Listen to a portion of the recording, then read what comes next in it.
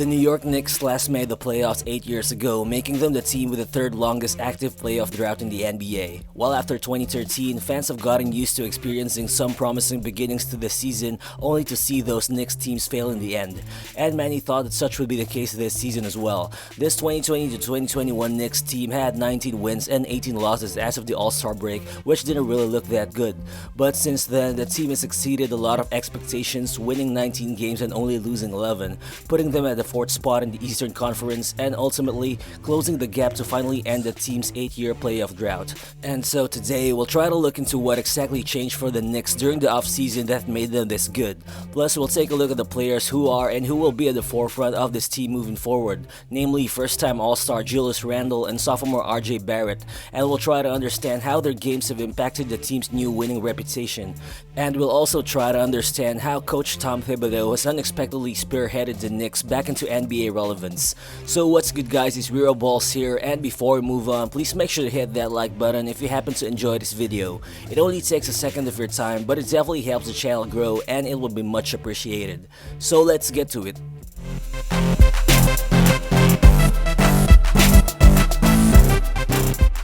I think a lot of people would agree that prior to the start of the season, no one really expected the Knicks to be this good.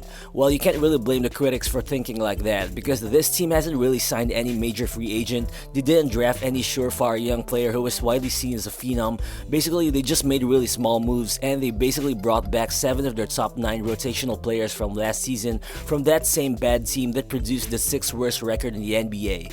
And if that was the case, you just might wonder, how did the team turn out to be this competitive and this consistent throughout the season? Well, I think all clues pointed to Tom Thibodeau hiring as the biggest factor in all of this. Initially, not a lot of people really expected a lot from the signing of Coach Thibs. Well, of course, we knew that he was a well-respected coach who had a reputation of being defensive-minded. But as always, recency bias tends to take over people's opinions, and I think this was the case here as well.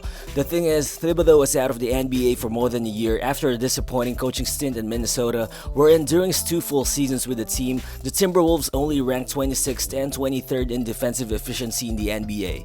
And for a guy who had the reputation of anchoring the defense of Doc Rivers' 08 Celtics championship team, failing to take the Timberwolves out of defensive mediocrity was seen as a knock on him. But honestly, I think these were all unfair criticisms, because first, I think it's not Thibodeau's coaching approach that was the problem in Minnesota. It's just that the Wolves roster led by Karl Anthony Towns and Andrew Wiggins wasn't really built to play the way Thibodeau wanted his teams to play defense. And proof of that is how this current Knicks team has been consistently great on defense throughout the season.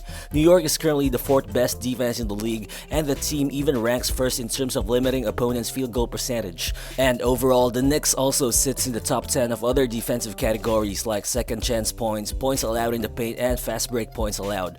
But if you look at it, New York's defense is quite an anomaly. They're basically still allowing opponents to take a lot of shots both at the rim and from the 3-point line.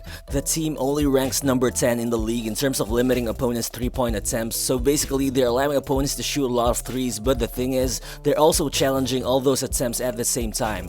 I mean, if you watch them play, you'd see that it's all about effort for the Knicks on defense. They do a lot of switching and rotating, they're quick on defending pick and rolls, and they're just really aware in terms of closing out on shooters, which basically explains why their opponents are shooting a league worst 33% from behind the arc, making the Knicks the best team in terms of defending the 3-point line.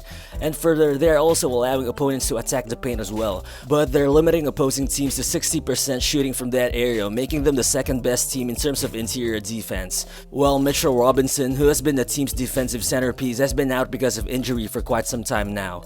But they have guys like Nerlens, Noel, and Gibson who are combining for more than 10 points, almost 12 rebounds, and more than 3 blocks per game, even though those 2 guys only play for like 22 minutes per game combined. I mean, what they bring in terms of anchoring the Knicks defense is just invaluable, and I mean, everyone in the team is just helping out on defense in all areas of the floor. And basically, the numbers show you that the Knicks being so good on defense isn't just based on luck or coincidence. All signs point to Coach Thibodeau being the main variable here, and obviously, it looks like the front office has made the right decision with this coaching hire with the goal of establishing a team with a winning culture in mind. But of course, if you want to win, you gotta have a star, and for the Knicks, that guy has been Julius Randle. Well, Randle's rise to stardom definitely came as a surprise to a lot of people. Of course, the guy always had the talent, no question. He showed flashes of versatility and potential during his first 4 seasons experience with the Lakers, and he also sort of had a breakout year with the Pelicans 2 seasons ago. And though his first season with the Knicks raised a lot of questions about his game, currently Randle is a whole different player. He's obviously in the best shape of his career and is really taking his perimeter game to the next level. This season, he's shooting 42% from the 3-point line on 5.4 attempts per game. He's shooting 42% on long mid-range jumpers and is also shooting 81% from the foul line. And all those percentages are career highs for him too. I mean, the improvement in his perimeter game has made him a tough cover for defenses, forcing opponents to respect his jumper, which has enabled him to really develop as a playmaker as well. I mean, the guy's just versatile. He's a 6'8" forward with good court vision and is just able to see over defenses on his way to finding open teammates, while also having the ability to torch defenders one-on-one on his way to the rim. And if you watch the Knicks play, you'll see that Randle is double-teamed more often than not, and that is why throughout the course of the season, he has already developed the ability to read and react to what defenses give him, which just really allowed him to become a fluid passer. So I think Randle is just really in an ideal situation with his team, as a number one option who's surrounded by some reliable shooters. I mean, they've got guys like Reggie, Bullock, and Alec Burks who are both shooting above 40% from 3 on more than 5 attempts per game. Then RJ Barrett and rookie Immanuel Quickley has also been shooting near 40% from deep as well. And even Derrick Rose has also been shooting 41% from deep, although at low volume. And overall, the Knicks are the 4th best 3-point shooting team in the NBA this season. So I mean, Randle is exactly the kind of star player that you want to have in a team built like this, because him being consistently targeted by defenses just unlocks his full playmaking potential, which just creates a higher ceiling for this team moving forward. And looking at his production this season as a whole, it's just really been mind-blowing. He's averaging 24.1 points, 10.2 rebounds, and 5.9 assists per game, making him only the 5th player in NBA history to put up those kinds of numbers in a season, joining Oscar Robertson, Wilt Chamberlain, Russell Westbrook, and of course Nikola Jokic is also doing that this season. I mean, just the sheer way that he's carrying for the Knicks has been tremendous. He leads the NBA in minutes played per game while also playing a key role in the league's 4th best defense. And I think all these makes him truly deserving of an All-NBA selection and the Most Improved Player award as well. And it's just really definitely exciting to see how good he can still become in the next few years. And of course, who doesn't want to see how good sophomore RJ Barrett can become in the future as well. Currently, Barrett is cementing himself as an emerging reliable number 2 option on a legitimate playoff team, and I think that's exactly what you want to see from a young player who has been doubted time and again as a rookie. Overall, he's just really improved in virtually every aspect of his game. While his numbers aren't that flashy, he's only averaging 17.6 points per game, but that's still at least a 3-point jump from his scoring average last season. And what's really been noticeable this season has been his much improved shooting. Last season, he only shot 32% from behind the arc, which number has been up to a ridiculous 39.6% this season. And over the past 3 months, Barrett has been shooting 45.4% from deep, which is actually the 6th highest 3-point conversion rate in the NBA out of all 187 players who attempted at least 100 3-point attempts during that span. And that's really a huge improvement for a guy whose jumper has been seen as his wing skill entering the NBA. I mean, you can just see that his shooting stroke just looks more fluid and more natural, and his stance just looks more balanced this season. But as it is, Barrett is a big guard who understands how to use his body and strength to precisely get where he wants to be on the floor, and the way he's attacking defenses has also gotten better this season. While as a rookie, Barrett would oftentimes force his way to the rim as he ends up getting enveloped by defenders. While he still uses his strength to attack the basket, but he's just becoming more creative. He's becoming more comfortable using hesitation dribbles, some Euro steps, and also is developing a knack for handing out passes on the move instead of just straight up forcing his way to the rim. But overall, he's just getting to the basket at a really high rate.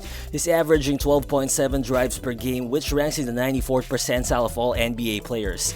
And Barrett is also averaging 1.04 points per drive to the rim this season, which is only in the 40th percentile among all players, but is already a huge leap from his production last season, wherein he just ranked in the 19th percentile of that same category. So yeah, offensively, I think it's just right where he needs to be. He just looks more comfortable navigating through spaces and handling the ball on the pick and roll than he did last season. While on defense, I think it's not really a disruptive one-on-one defender yet, but you can just see that he works as a solid piece in Coach Thibodeau's system. He's just usually at the right place at the right time. He's just trying to make the right reads, he's switching, he's rotating. Basically, he's just playing major minutes as part of the NBA's 4th best defense. Well, at this point, you can't really expect him to match Zion Williamson or Ja Morant's level of production because, to be fair, those two guys are playing in systems which totally cater in their skill sets.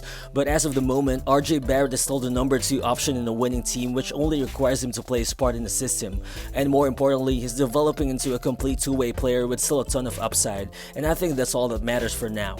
Overall, the Knicks are in a pretty good position in terms of creating something special in the future. They have an all-star who'll make less than $20 million next season in Randle. They have young developing guys like Barrett, Quickley, Robinson, and Obi Toppin, and they have a projected $50 million cap space which they can use to sign a superstar player in the summer, which doesn't look like a pipe dream anymore considering that New York looks like a free agent destination again. And the fact that they also have all their first round picks intact puts them in a more than ideal situation. At the end of the day, the Knicks are relevant again, and by the looks of it, they're really just getting started. So what are your thoughts on the New York Knicks? Feel free to share your thoughts in the comment section below, and please do consider subscribing as well if you're new to the channel. Again, this is Rero Balls, and I'll see you on the next one. Peace.